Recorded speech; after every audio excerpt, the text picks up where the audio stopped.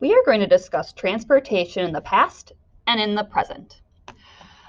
200 years ago, families traveled by a horse and a wagon or a carriage. This was the common type of transportation for family besides walking. About 100 years ago, they designed the first car. Looks kind of like our cars do today. This is called the Model T car, but you'll notice that it doesn't have windows on the side here. This top could also come down. This car was only a little bit faster than the horse and the wagon. If we take a look now at the present time, cars have continued to get faster and safer, and we can see how this car looks like our vehicles we see driving around today. Now we're going to talk about water transportation. If we take a look, 200 years ago, these are what ships looked more like. There were sails because the wind is what helped the ship travel across the water. And then about 100 years ago, they had designed ships that were safer to travel across the water. They didn't have to use sails, and they were powered by coal. Now we have our ships today, and people usually only travel by ship today across water when it's more for a cruise, so a vacation for families. And this ship does look similar to this one, but it has become faster and even more safe. Now we're going to talk about air travel. You will notice that I have an X here. 200 years ago, we didn't have air travel. It wasn't an option. 100 years ago, they did design the first airplane that could travel through the sky, but you can see it doesn't actually have, it only can hold the one person, and it doesn't actually have any walls to it. Now today we use this type of airplane. It's very safe, and we can travel great distances very quickly. We now are going to talk about some technology that has changed over the years. Let's first talk about light.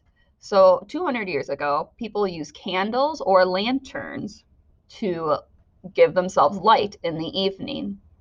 Before that, people only could use the sun. 100 years ago, we did have some electricity. It wasn't as good as we have it nowadays, but we do have things that kind of looked like lamps. Nowadays, we have electricity easily accessible to us. We can turn on a light switch and lights will turn on in our homes. People 200 years ago, they did develop the first telephone, and we can see how this telephone does have this piece that you would lift up and hold this to your ear, but then you have to talk into this part. 100 years ago, they did also make some changes to the phone. Now you could hear out of this part and talk into this part when you lift it up here, but you still couldn't move around your house. So you had to stay in one spot as you talked on the phone. Today, though, we all mostly have cell phones, and we can take our cell phone wherever we go, and we can get service wherever we're at, be able to talk on the phone with family and friends. The last technology I want to talk about is music. So in the late 1800s, so not a full 200 years ago, they did use a phonograph to listen to music. They put a record on here. You might still see record players today. They're still a fun way to listen to music. Now we're going to talk about a couple different ways music is able to be listened to the last 100 years, because there's actually been quite a few changes that have happened. So I'm going to go ahead and remove that. And we can see here that first for music change, there was a boom box. And to listen to music, you could listen to the radio, or you could put a cassette tape inside this little box area here.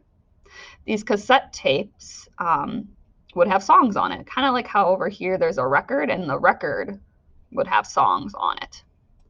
Next, though, we did have a more portable version. So the other one was pretty heavy and bulky. Now this one's called a Walkman, And again, that used a cassette tape, but you were able to connect your headphones into it and be able to walk around and carry this around with you. But we still got even more advanced. We had CDs, and this was actually a little bigger than the Walkman, but the sound clarity was easier, and you could easily go back and forth between any song you wanted to re-listen to. But it was on like a disc. Today, though, we typically use our cell phones or tablets to listen to music because there are apps we can have.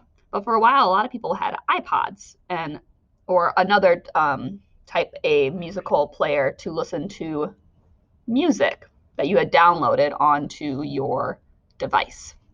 So we can see how technology kept changing over the years. And you can see how with each change, it starts to look more and more like what we have in the present.